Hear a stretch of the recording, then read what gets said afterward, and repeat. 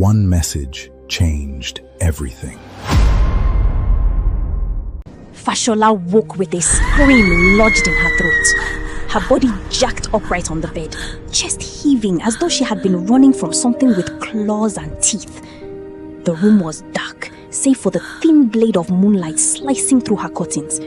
Sweat clung to her skin like a second garment. Her fingers trembled as she reached for the bedside lamp. The nightmare again. It had haunted her every single night since the evening she signed out from the university. Since the day the gates of her alma mater closed behind her for the last time. In the dream, she was back on the campus of the University of Lagos. The convocation field was empty, yet echoes of applause rolled through the air like distant thunder. She stood alone in her graduation gown, clutching her certificate. First class, electrical engineering, the best in her department. Her name shimmered in gold ink. Then the ink would begin to melt. The letters of her name would drip like blood, staining her white shirt. The applause would turn to mocking laughter.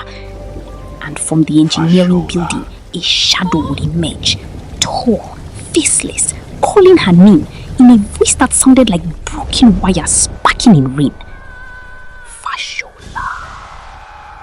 She would try to run, but the ground would thicken beneath her feet, swallowing her slowly. Just before the shadow reached her, she would wake, like tonight. She sat fearfully on her bed and said, "It's just a dream," she whispered. But deep down, she knew better. The nightmare was not born from nothing. It had roots that burrowed into that fateful night she signed out. Fashola was no ordinary graduate. She had not stumbled into success. She had carved her path with sleepless nights and stubborn resolve. While others partied, she wrestled with circuit theories. While some skimmed textbooks, she devoured them whole. She graduated with first class because she paid the price. As the elders would say, the sweat of the brow sweetens the bread. Her plans were aligned like a well-designed circuit. Admission letters from Europe waited in her email. Scholarships hovered within reach. Her passport was ready. The future stretched before her like a freshly tarred road, smooth, promising, endless. And then the night fell. But brilliance was not her only gift. Fashola was beauty, sculpted with deliberate patience. A dark-skinned goddess whose skin glowed like polished mahogany beneath sunlight. Her nose stood pointed and proud. A subtle grey lens rested over her eyes, giving her gaze an otherworldly chill. Her lips curved in a sweetheart shape that photographers would have fought wars to capture. Her ears were delicately molded. Her figure balanced with a kind of symmetry that made strangers forget their destinations. Men often lost their composure when she walked past. Some turned their heads so sharply it was a wonder they did not sprain their necks. Whispers followed her like perfume, while some boldly declared she was a dark goddess of beauty. Others simply stared in reverent silence. But beauty, like fire, can warm or burn. Somewhere along the way, admiration fermented into arrogance. She spoke to people as though every conversation was a favor. Questions thrown at her were swatted away like flies. She hissed at inconveniences. She measured others with a glance and often found them unworthy. In her mind, confidence and cruelty were siblings. To her character suited her face. To others, it was a stain on perfection. Still, the world seemed to reward her. Doors opened. Lecturers overlooked her sharp tongue because her results were impeccable. Classmates forgave her dismissiveness because they needed her help. Men offered assistance before she asked. Like a golden child of fortune, she always landed on her feet till that night. It had been her final sign-out evening. The campus buzzed with celebration. Graduates wore shirts filled with signatures and inked farewells. Music blared from distant hostels. Laughter floated freely in the humid air. She remembered walking alone toward the engineering block one last time. The streetlights flickered.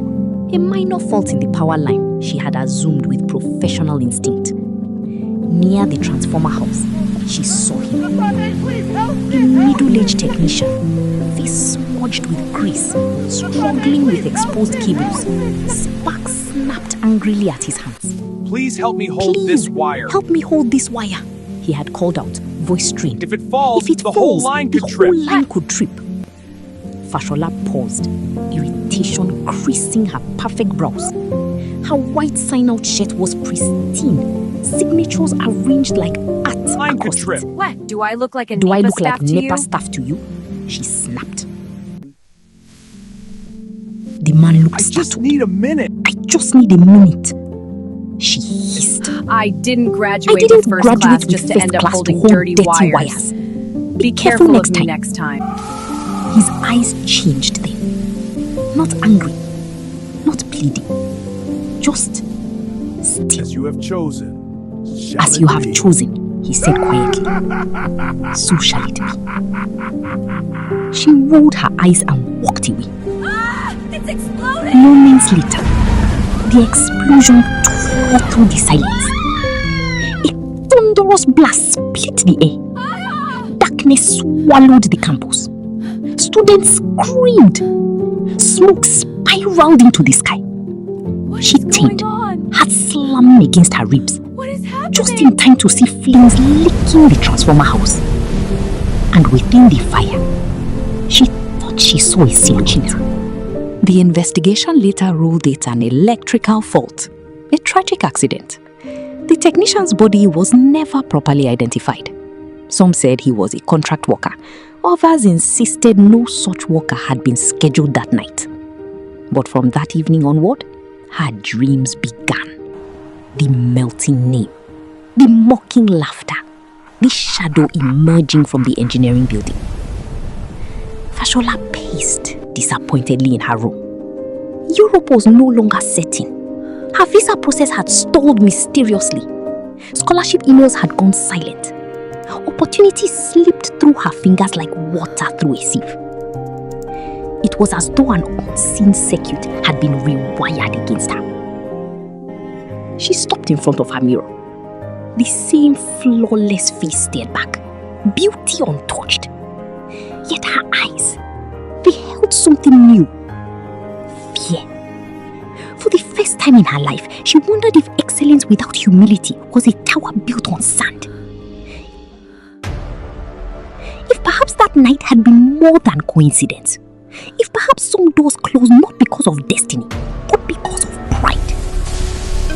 Outside, down, somewhere in the distance, a transformer sparked. And in the silence that followed, she thought she heard it again. Faint, electric, whispering through the dark. Fashola. The night refused to move. It stretched like an endless road under a stubborn sun, though the clock insisted it was only 1:45. Fashola paced her apartment as though motion alone could keep the darkness from swallowing her whole. Why won't it change? Fear seeped through the cracks. Her fingers fumbled for her phone. She dialed Simi. The line rang and rang, each tone echoing like footsteps in an empty hall.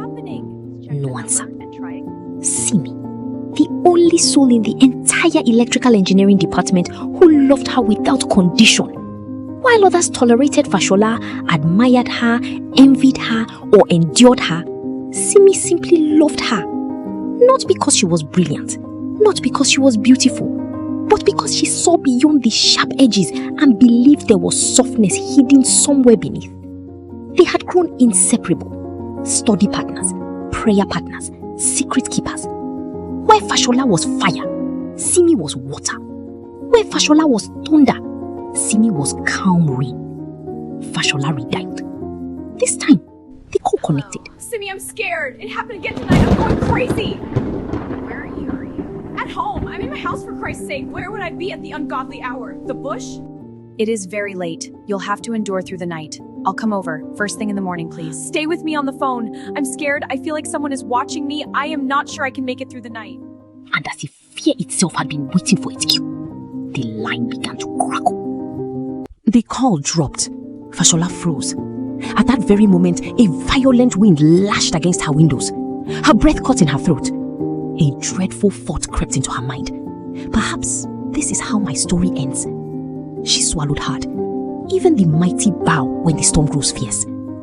Her hands shook as she attempted to redial Simi's number. Come on, connect! Before she could press call, she felt it. What is that? A touch. Call. Fashola collapsed to the floor. Morning arrived. True to her words, Simi stood at the door and knocked. No response. She knocked harder. Still nothing. Fear. Like cold water poured over her, Simi hurried around the building toward the side window. Standing on tiptoe, she peered through the glass and saw her. No movement. She scanned the surroundings desperately. Near the fence lay a hammer. Without hesitation, she grabbed it. The first, second, and third strike sent the lock flying. She pushed the door open and rushed inside. Wake up, Fashola! Fashola, please wake up! You're stronger than this. Here, he touched me. Who touched you? I don't know, but it wasn't human. From somewhere deep within the apartment, a light bulb flickered and burst. Both women flinched because when the storm begins, it does not ask for permission. This was only the beginning.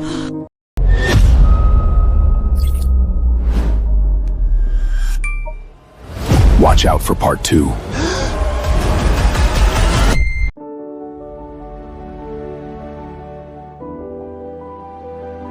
Don't forget to like, share, and subscribe for more amazing stories.